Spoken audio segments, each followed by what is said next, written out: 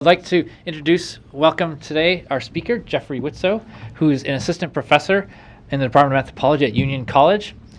He has an MA from the University of Chicago in 2000, and he got his PhD from the University of Cambridge in 2006, and has a wide set of research interests in democracy and development, social movements, political economy in the state, post-colonial governance, and political violence and criminality. And he works especially mostly in Bihar. He's published very widely in a very wide range of things, all great venues: the Economic and Political Weekly, American Anthropologist, American Ethnologist, and Political, Legal, and Anthropology Review. His book has just come out. He's saying that he has just gotten his advanced copy of a book called Democracy Against Development: Lower Caste Politics and Political Modernity in Post-Colonial India, coming with the University of Chicago Press in the South Asia Across the Discipline series. And we are so happy to have him here today. He's really someone we hear a lot about the changes in post-89, and a lot of this scholarship has been focused on urban areas. And what particularly interests me about Jeffrey's work is that it gives such a really rich picture of what's going on in rural areas and with rural politics, and moving well beyond the tropes of criminality to really help us understand how it is that lower caste groups in these areas of Bihar are seeing changes in the state and bringing about changes in the state, oftentimes through corruption and other kinds of ways in which democratic politics is being mobilized in many ways, as he argues, in times against the state for lower caste empowerment, but moving well beyond the older scholarship, which saw this mainly in terms of vote blocks and political mobilizations. So much more a story of lower caste participation and how that actually works, and with an astonishing range of people he talks to, from politicians to local farmers and just about everyone in between. So without further ado, please join me in welcoming Jeffrey Witsoe. Thanks for the introduction. It's great to be here. So I'm going to be talking about lower caste politics in the state of Bihar, which is a state in North India of over 100 million people.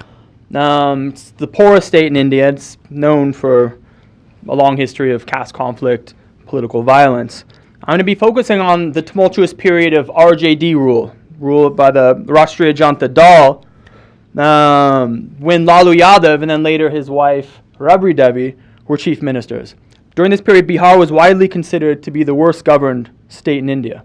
For part of this period, in 1997 and 1998, Lalu Yadav was actually in prison. He was the first chief minister of an Indian state to actually go to jail on corruption charges. And he continued basically to rule as his wife was installed as chief minister, and he continued to rule through a cell phone and what was known as a cell phone Raj. He was actually, earlier this month, was actually finally convicted and is now serving a 5-year sentence for that.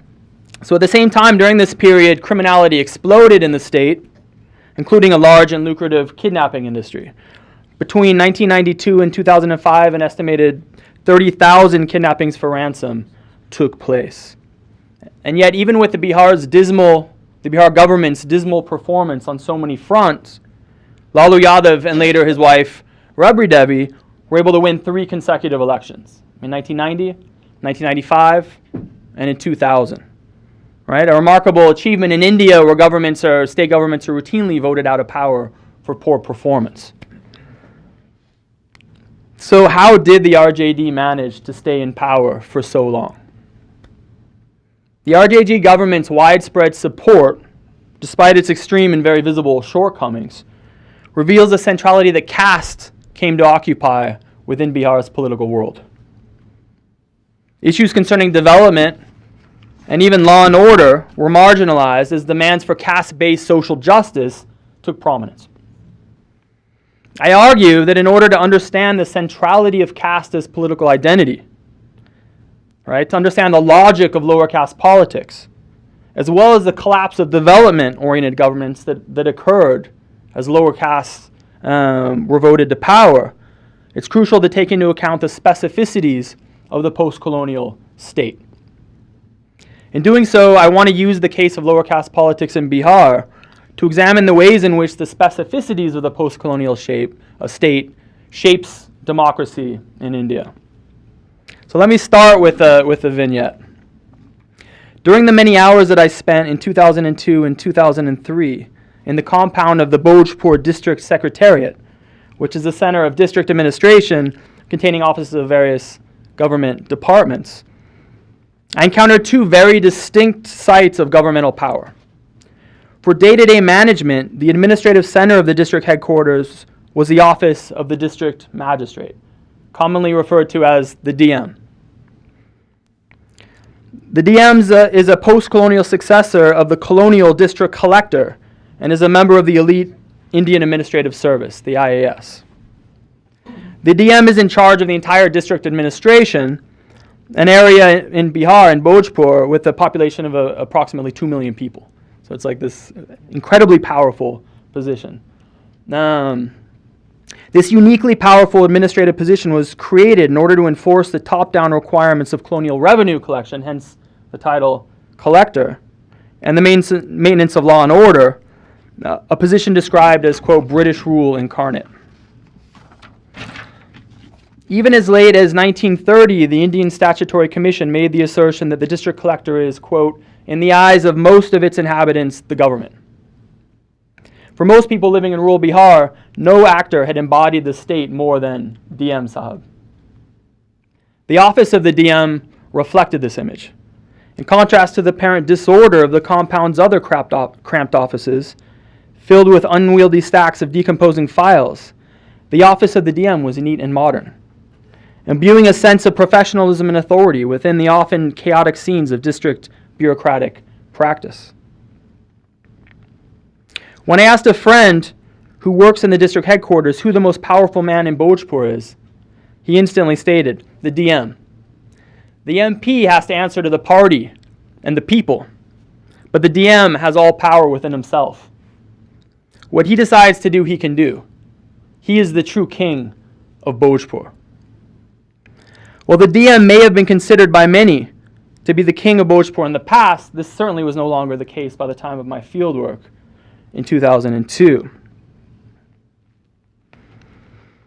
The other side of governmental power in the district secretariat was the office of the Zilla Parishad, which is the highest, the district council. It's the highest level of the Panchayat Raj system of government. And the chairman of the Zilla Parishad is the only office, the only elected office that somewhat parallels that of the district magistrate at the district level. Entering the Zilla Parishad, the office of the Zilla Parishad chairman, as I did whenever I would visit the secretariat, was like entering a completely different world. Whether or not the chairman was present, there were always caddy-clad politicians, usually with armed bodyguards, scores of supporters, receiving villagers who would come with various complaints and requests. In contrast to the DM's polite small talk, the scene in the chairman's office could be rather rough. So during my first visit, the very first time I actually went, sitting in the chair of the chairman was actually the local MLA of the constituency where my research village was located. And when I arrived, Bijendra Yadav, who it turns out his brother is one of the largest arms dealer in the region. And so he ordered a plate of rasgullas to be brought for me. And it was like 10 rasgullas. And my stomach wasn't feeling too well. So I told him, look, I can maybe eat one or maybe two. Thank you. And he said, you're going to eat all 10. I said, I really don't think I can. And he said, if you don't eat all 10, I'm going to kill you. And his bodyguard was like just clapping his, AK-47, and, I ate all 10. But it kind of just distinguished, how different these two worlds were. Although the Zilla Parishad, like the entire Panchayati Raj system in Bihar, it's supposed to be separate from party politics. In fact, this office basically functioned as the de facto RJD district headquarters. And everyone in there readily identified themselves as members of the RJD. During my second visit, I met Chairman Hakim Shah, a short, plump man speaking a rustic Bhojpuri, wearing kurta pajamas and sitting in a chair with a towel draped over it, resembling a throne. He sat in a relaxed, casual manner, appearing to almost melt into the chair. The chairman's secretary entered and whispered something into his ear, which caused him to give a look of acute interest and concern. A few minutes later, everyone abruptly stood up including the chairman, and by reflex, I also stood up, as a very fat man wearing a white dhoti and kurta, with thin wire-rimmed glasses and a conspicuous gold watch entered the room. I was introduced to this man as Rai, a senior RJD activist. Although he held no official position within the government or the RJD, he was clearly the most powerful person in the room. A mid-level employee at the district headquarters later told me that Rai was, quote, a Yadav businessman involved in the ganja mafia, which is like a drug smuggler, basically. He said that Rai was a kingmaker who had effectively decided the Zilla Parishad chairman as well as the chairman of the Yara Municipal Council by making deals behind the scenes. And I later got to know Rai fairly well, and he's one of the major players in Bhojpur district. It's kind of a center, a distribution point for the drug trade, especially from ganja crossing the border from Nepal, and it's kind of distributed, and then it goes from Bhojpur to other areas. And so regional politics actually revolves a lot around this. But it wasn't just his position as in the ganja mafia, it was also because of his known personal proximity to Lalu Yadav. And actually on numerous occasions I actually ran into him at Lalu Yadav's house, so I can kind of confirm this connection. One of the reasons that the Zilla Parishad office functioned as the de facto RJD office instead, there was an actual party office a couple of miles away, but the reason why it was this office that actually functioned as the RJD office was because of it was part of the district secretariat. And the only way to really get things done was to be able to influence district administration, and particularly the DM. The only way to influence the DM was through the RJD government in Patna. And so Rai, who has this direct connection to Lalu Yadav, was the only one who could really do this. Within the Zilla Parishad chairman's office, as in most other contexts in Bihar, it was just taken for granted that Lalu Yadav, not the DM, was the real king of Bhojpur, and every other district in Bihar for that matter. A local journalist present described the persistent tension that was constantly taking place between these politicians and the DM as, quote, democracy versus bureaucracy. A member of the Zilla Parishad continued, the bureaucracy was started as part of the Raj. Now there is democracy, so conflict is inevitable. And I don't actually have photos of anyway, here's Bihar. I should have shown this earlier. And I don't have offices, I don't have photos from the district magistrate's office, but the same kind of division basically plays out across, different levels of government, including at the local level. So at the local level, the block offices, this is the BDO. This is, the man speaking was the MLA who kind of threatened me. And this is the Panchayat members. So at the block level, or even here is the village level. The opposition of bureaucracy versus democracy underscores the tension between bureaucratic institutions that were shaped by colonial strategies of governance and the destabilization that occurred in the wake of the lower caste politics that swept Bihar in the 1990s. And because most bureaucrats were from upper caste backgrounds, and this new generation of politicians were mostly lower caste, an often stark caste divide existed within and between state institutions.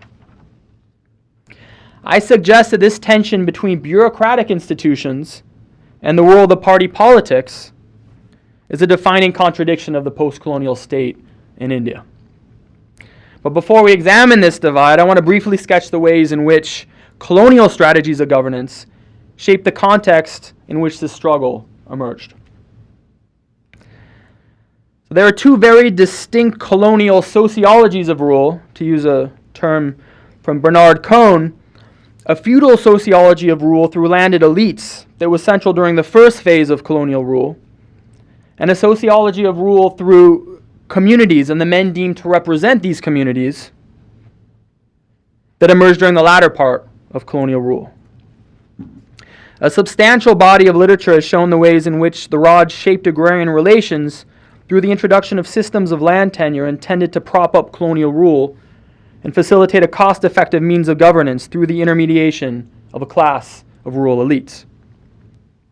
In colonial Bengal, which included present-day Bihar, the permanent settlement effectively produced a class of zamindars who had the legal right that could be bought and sold of revenue collection, exercising a great deal of control within the villages where they exercised this right.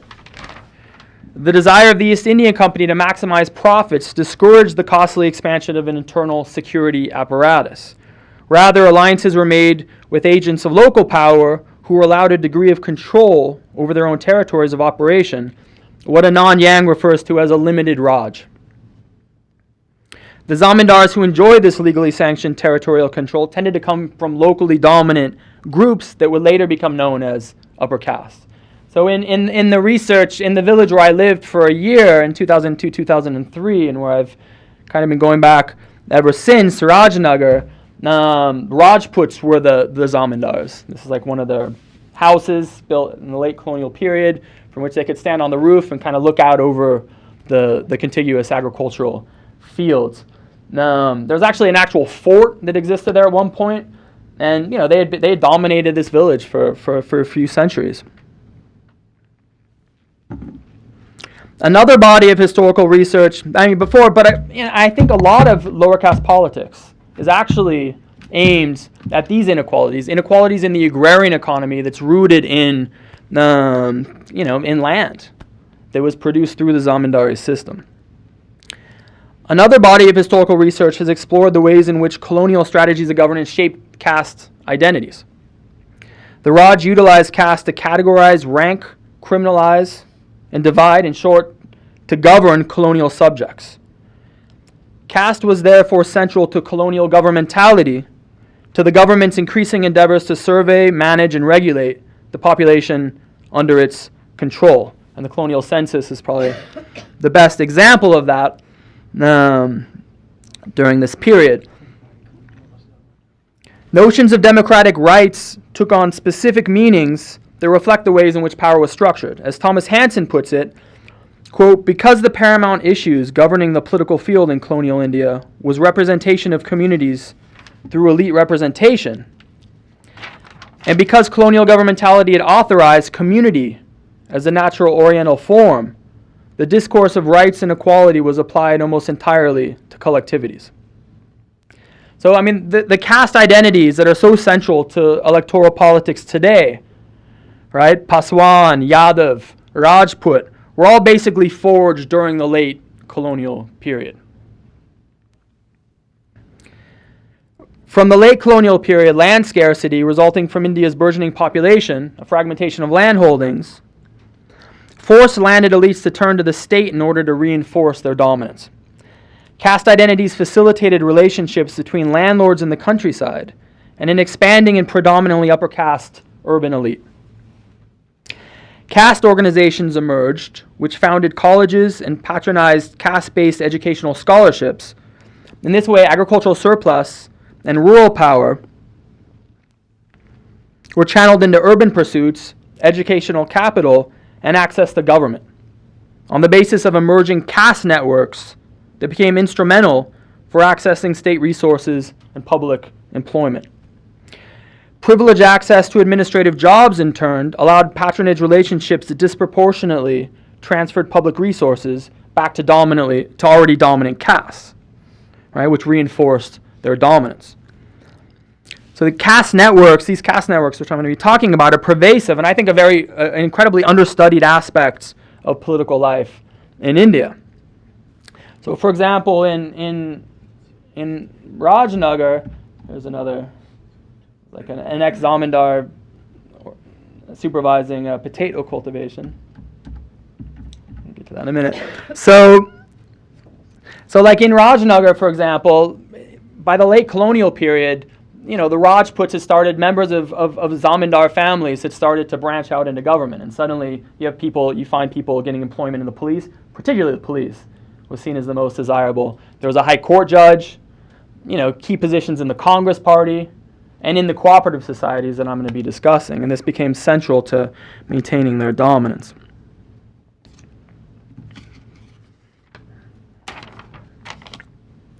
But even in this latter period, the feudal sociology of rule continued through the zamindari system, which wasn't abolished until after independence, in which, even then through loopholes, large landholdings have continued, in some cases even until today. The result was a distinct form of governance wherein caste identities were central to influence over expanding bureaucratic institutions, while more direct forms of dominance in village contexts perpetuated the control of powerful groups in the countryside, which has continued and which I think has shaped the post-colonial state in a number of key ways that I want to discuss. First, state institutions that are autonomous from local power, which are assumed by almost all democratic theorists, simply don't exist. Rather, post-colonial modes of governance interweave the operations of state institutions with the dominance of local groups. Such pervasively blurred boundaries between state and society also explains the much commented upon disjuncture between higher levels of the bureaucracy, such as the Indian Administrative Service, and lower levels where implementation is often subverted.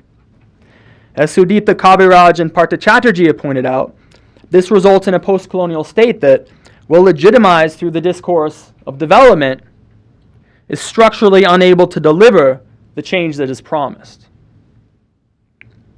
I'm going to focus on another defining contradiction of the post-colonial state related to its other source of legitimacy, right? A popular sovereignty to be realized through an electoral process that is unable to alter the basic dynamics of state institutions, especially at the local level.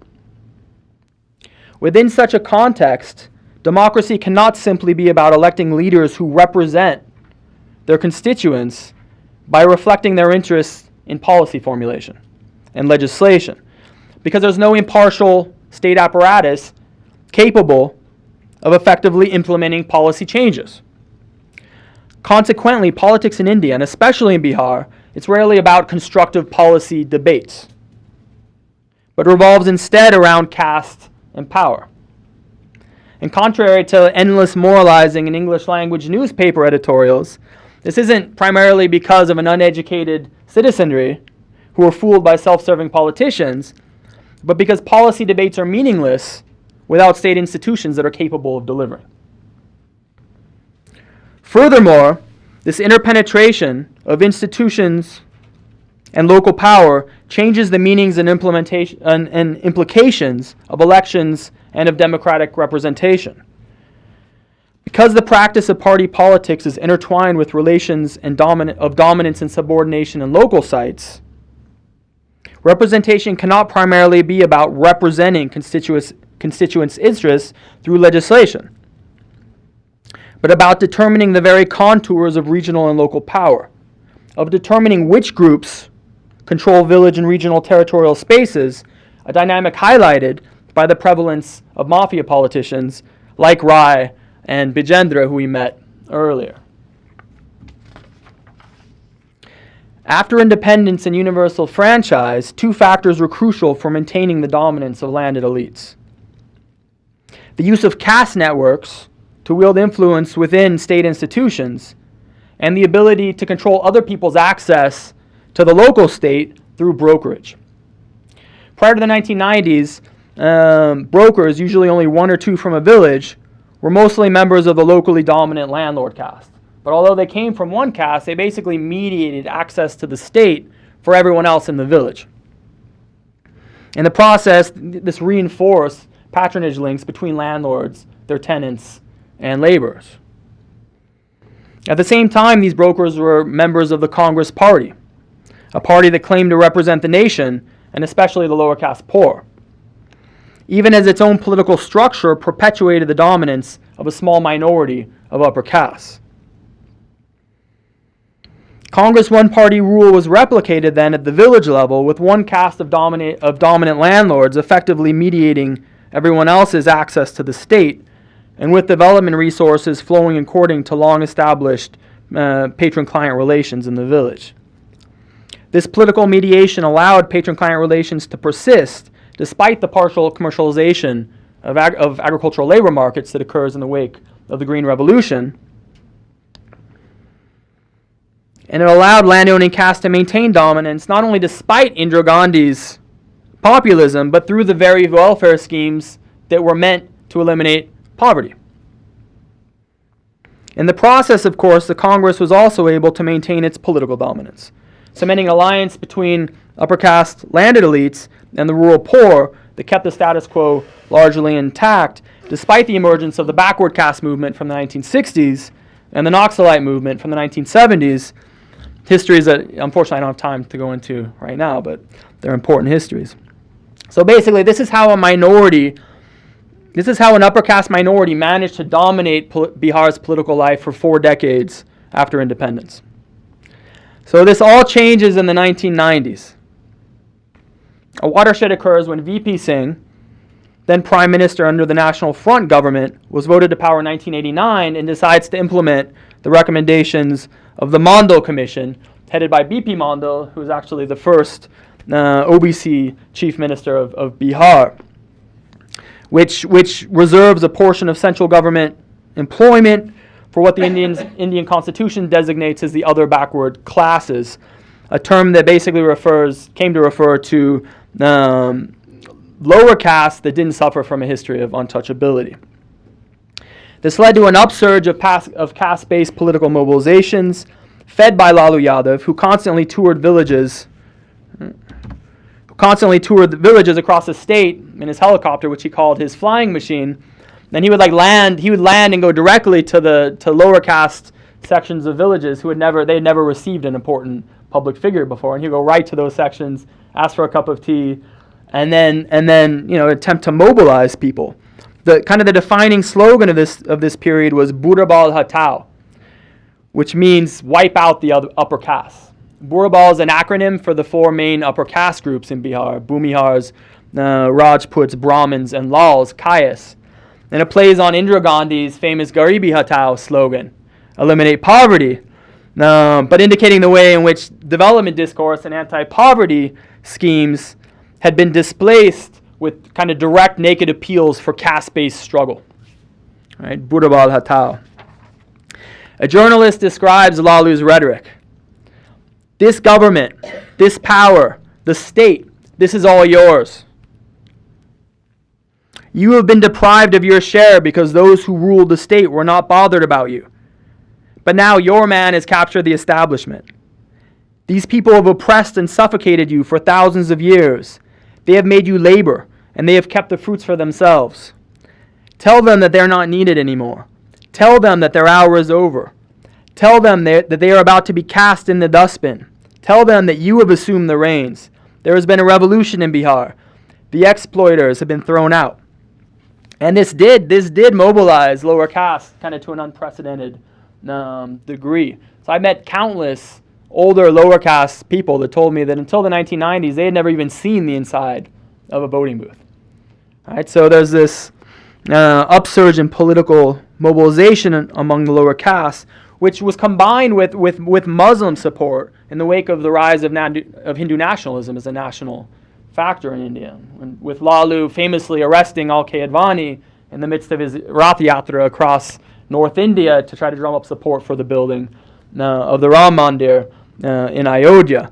And so this creates this kind of formidable alliance of lower castes and Muslim support, which then kind of defined the next 15 years. So from the mid-1990s, OBC politicians dominated the state assemblies in North India. Let's see. Particularly in the 2 most populous states, Uttar Pradesh and Bihar. Christoph Jafferlo has gone so far as to refer to this as a silent revolution in North India. So in Bihar, for example, in the space of just a decade, from 1985 to 1995, you can see that the number of upper caste members of the Bihar Assembly more than halves, where the percentage of OBC members nearly doubles. So there's this profound transformation in political representation that takes place in a relatively short period of time. Following the political logic of the backward caste movement, right, caste identities were explicitly used in an attempt to undermine upper caste hegemony and to bring in a government under the control of the lower caste majority. As Lalu himself told me in 2002, the forward caste used to rule Bihar. I have finished them off. But this silent revolution of political representation produced a clear disjuncture between the caste backgrounds of elected representatives and of the bureaucracy. According to interviews, before I get to that, the Congress Party, in this process, right, the Congress Party is just decimated in Bihar. So it basically goes from just total dominance to pretty much irrelevance, right, by 2005. So according to interviews that I conducted in 2002 with members of the Indian Administrative Service, of the Bihar cadre of the Indian Administrative Service, right, you can see a very different kind of caste makeup of the IAS in Bihar. Right, the number of officers from the now politically dominant OBCs is a mere 12% of the Bihar cadre. Although 27% of the members of the state assembly were Yadavs, and they actually made up 40% of the ruling party's MLAs, right? There's only four Yadav IAS officers, right, in Bihar. And even all four of these actually, none of them are directly recruited. They're promoted from the Bihar Administrative Service, which basically means they can never achieve a rank above that of district magistrate. So even though during this period the RJD regime was often referred to as a Yadav Raj, there wasn't even a single directly recruited Yadav IAS officer, right, in Bihar.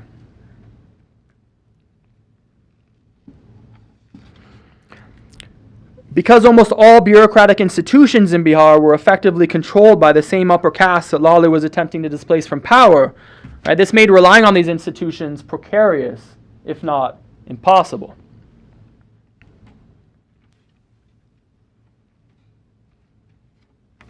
So there was he tried to control the bureaucracy by centralizing decision making in himself,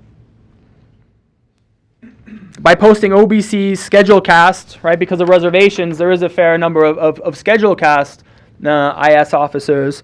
By posting the few OBCs that are there, scheduled caste, and Muslim officers in key posts. So, for example, in 1995, 35 out of 50 district magistrates were from this group.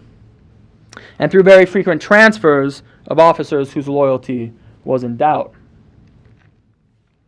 But this still did not provide effective control over the bureaucracy, especially at the lower levels. Faced with the dilemma of being formally in charge of a government that they could not effectively control, lower caste leaders evolved two radical strategies to pursue the project of lower caste empowerment, both of which can only be understood when we take into account the specificities of the post-colonial state that I've been discussing. First, state institutions controlled by upper castes were simply allowed to deteriorate. For instance, the RJD routinely allowed key positions to remain vacant rather than fill them with upper caste officers, even if that meant that these institutions would basically be dysfunctional. Another example I want to turn to briefly is the cooperative societies, particularly the cooperative banks that provide credit, right, to farmers for agricultural development. These are explicitly semi-state organizations with an elected board as well as a bureaucratic component. Power within the cooperative movement consists of relatively closed caste-based networks of patronage and alliances that remain dominated by upper castes even throughout this entire period of political change. Membership in village-level cooperative banks and land development banks depends on a land ownership requirement, which is why upper castes had an initial advantage. Village-level members elect district chairmen, who in turn elect chairmen of the apex societies. Perpetuating the cycle, elected chairmen then tend to fill the administrative positions with people that recruit people from their own caste. Right, so basically you end up having a caste networks that tied together politicians, the elected chairman, bureaucrats, the cooperative officials and office staff, and landlords, members of the primary societies. The families that control the cooperatives are popularly known as the cooperative mafia. And they amassed huge amounts of money. The biggest family actually was known they opened their own bank. They made so much money. And actually I met one of the main players of the cooperative mafia attending a wedding at that house I showed you of the Rajput Ex-zamindars in my research village. One of the numerous occasions where kind of the research I'm doing on state level politics and other sites kind of directly connected with the village. It's also interesting that these people, for the most part, remained affiliated to the Congress Party throughout this period, even though the Congress had lost most power in the state. So I think it's a good example of the ways in which caste networks served to reinforce upper caste hegemony during the Congress period. These networks provided upper caste landlords with cheap access to credits, to cooperative credit, often credit that wasn't repaid, so it was often a subsidy, and effectively excluded lower caste cultivators from gaining access. And even after more than a decade, the RJD was unable to dislodge upper caste control of the cooperatives. For example, there was an election to the Apex societies that I observed in 2002 when Sadhu Yadav, who was Lalu Yadav's infamous, feared brother-in-law, actually I think I have a photo of him, there he is. He was known as the little king of Bihar. I could tell lots of stories about this guy, but so he shows up to the election to try to influence it with like 10 or 15 armed supporters. The elections are happening in the cooperative bank kind of headquarters in Patna, and he basically is able to get through the initial. No one was supposed to be in there except for people that were voting. So, but he goes right through the first security, and he tries to storm the room where the voting's actually taking place. There's a cameraman who's supposed to be like videotaping to ensure free and fair elections. This guy takes off running. And the only reason he didn't get into the room was because the secretary of the cooperative department, actually a good friend of mine, ended up throwing himself in front of the door and just saying, if you want to get in there, you're going to have to go through me. And he didn't go that last step. And so right after that, there's a tense closed door meeting between Sadhu Yadav and the main candidates that I was able to attend, just right, a couple of offices away from that. All of the main candidates were upper caste. So Sadhu wasn't trying to get an OBC candidate elected. It was impossible. He just wanted to get at least his kind of upper caste candidate elected. So I asked him why there isn't going to be an OBC, why it's not possible for an OBC to become chairman of the cooperative bank in Bihar, and he just said there can be no OBC chairman, very bluntly. As a managing director of a major cooperative society told me, quote, their control is simply too strong. There was no chance of anyone else entering in. A member of the most powerful cooperative family described the outcome, quote, their attempt, the RJD's attempt, to alter the bank elections was like the fuzz on the TV. It was like the fuzz on the screen before the start of a movie. In response, the RJD simply allowed cooperative societies to deteriorate.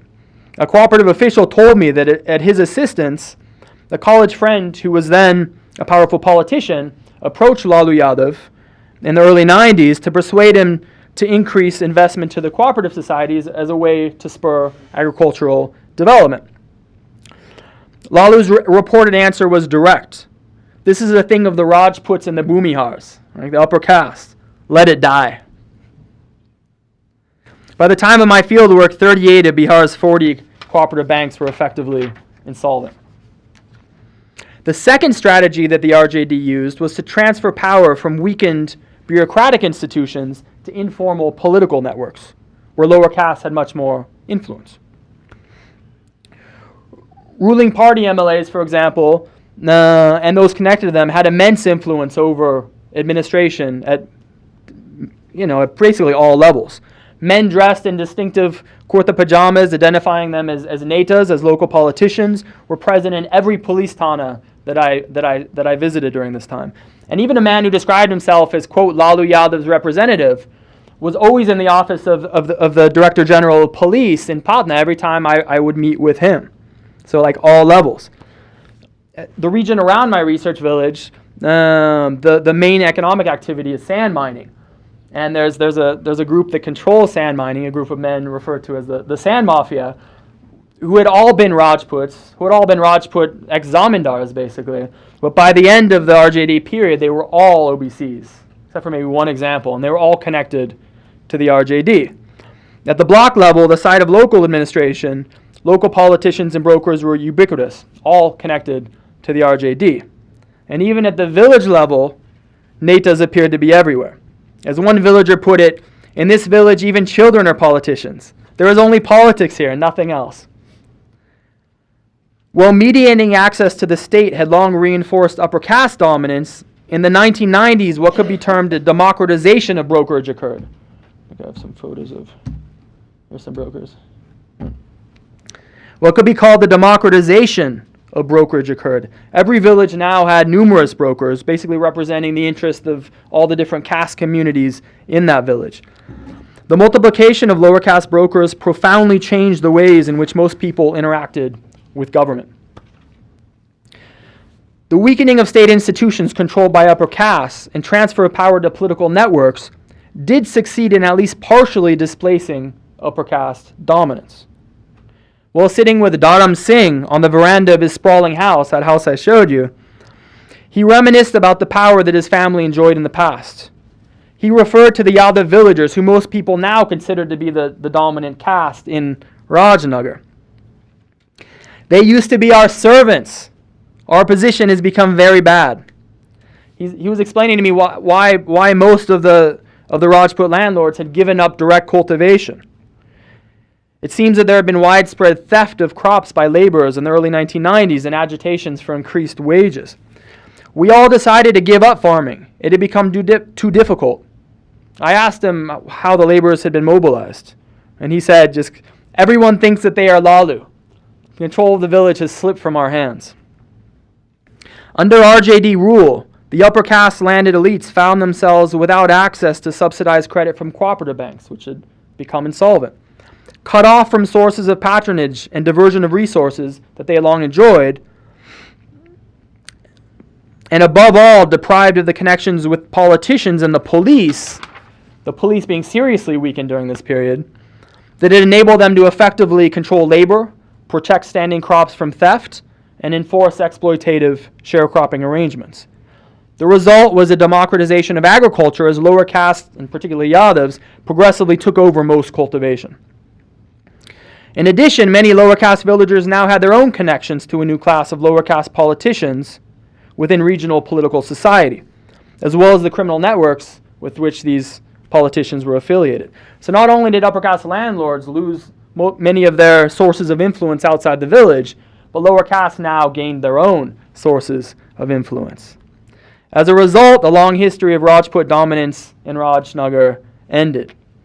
On one typical occasion, for instance, a Dalit laborer was leisurely walking down a village path, and I observed on one typical occasion, for instance, the Dalit laborer was sitting in the middle of like a mud path, and one of the Rajput Ex-zamindars was walking by, and he actually, the Dalit didn't stand up, and the Ex-zamindar, the Rajput, actually had to walk around him in the mud, something that was absolutely unthinkable decades before, where he would have been expected to stand up and almost bow as the zamindar walked past. As a Dalit activist friend in the village put it, they, the Rajputs, used to beat us frequently. Now they're scared of us. Viewed from above, the politics of caste empowerment weakened and destabilized state institutions, resulting in sharply decreased public expenditures, increased corruption, a rise of criminality, and a widespread deterioration of public services such as health and education. But when viewed from below, this deep stabilization facilitated profound transfers of power in sites across Bihar, such as in Rajnagar. The destabilization of state institutions, however, while facilitating a broad transfer of power, did not result in a true democratization of power. Or rather, it could be said that a democratization of power, by which I mean the shifting of governance to political networks, did not result in an equal empowerment for all or even for most among the lower castes. Yadavs and other populous castes, with access to leadership, resources, and who were politically organized, enjoyed a disproportionate dominance, often at the expense of weaker castes. This was especially true for what are known as the Annexure 1 castes in Bihar. So in Bihar, the OBC category is divided into two, Annexure 1 and Annexure 2. Annexure 1 castes are often popularly referred to as most backward or extremely backward castes. So just to give an example, there's just some political scenes in the village, the Yadav section of the village. So Caste in the Bihar Assembly in 2002, which actually was able to get from the office of the BJP. They actually had like a little database with like the castes of every single member of the Legislative Assembly. And so Annexure 1, EBC caste, you can see they represent a tiny fraction of the Assembly, although they represent, they're 33% of the population of Bihar. This is precisely what Ramanohar Loya, the ideologue of the backward caste movement, had warned against. That the politics of caste empowerment, that instead of eliminating caste oppression, that some castes would taste empowerment, right? But the oppression would continue. These outcomes, therefore, highlight the limitations of subaltern empowerment achievable solely through a weakening of state institutions without creating viable alternative organizations. Jagannath Mishra, the chief minister preceding Lalu Yadav, who actually was also sentenced to jail earlier this month, explained to me during an interview at his house in 2003 that in Bihar, quote, "For a long time the forward castes have ruled. Now has come the time of the backwards, this time the intermediate backwards. The intermediate will be replaced by the more depressed backwards. This is how the social forces are operating." In many ways, Jagannath Mishra, a Brahmin Congress leader who was first installed as chief minister during the emergency, and his brother, Ellen Mishra, was Indira Gandhi's most trusted advisor in Bihar, represented everything that the socialist and backward caste movements were fighting against, I think making this concession all the more profound. So in November 2005, in the assembly elections, Annexure 1 votes, Annexure 1 caste consolidated their votes for the first time in alliance with lower caste Muslims, which is a whole other story, so that the Muslim vote actually split for the first time on caste lines.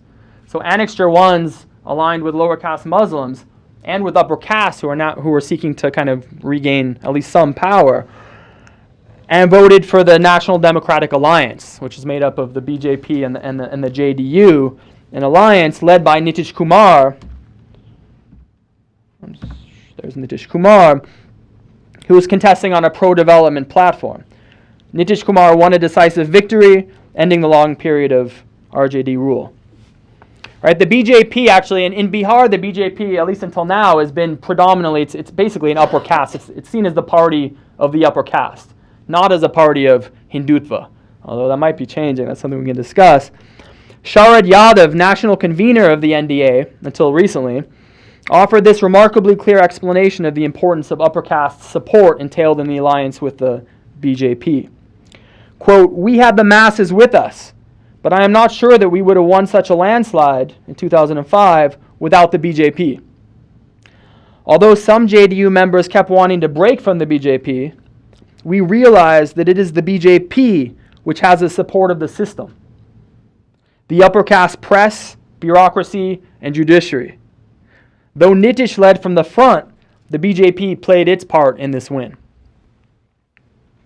So while this election represented a movement of political power downward to non-dominant castes, to Annexure 1 caste, to lower caste Muslims, it also involved an alignment with kind of a return of upper caste, although now in the passenger seat. And this did result in a state government that, as we might expect, quickly weakened the political class. So if Lalu weakened the bureaucracy and empowered the political class, Nitish Kumar did exactly the opposite. So he dramatically weakens the political class and empowers the bureaucracy. Even issuing circulars that officials should ignore any request from an MLA, even if it's from the ruling party, which is kind of like unheard of. And this did result in a restoration of law and order, which had probably become the biggest issue at the end of RJD rule. I mean, the upsurge in criminality was probably people's major complaint. It also led to higher rates of growth, driven by massive road and bridge construction. It's interesting that the discourse of lower caste empowerment that was so central during the long reign of Lalu Yadav was displaced just as quickly by a new discourse of development centered on Nitish Kumar as a Vikash Purush, as a man of development. So I would be happy to talk more about the Nitish period during the questions. So let's return to this disjuncture between bureaucratic institutions and the world of party politics that I opened with. and reflect on the ways in which the contradictions of the post-colonial state shape the dynamics of democracy in India. Now, I think this disjuncture is characteristic of post-colonial democracy.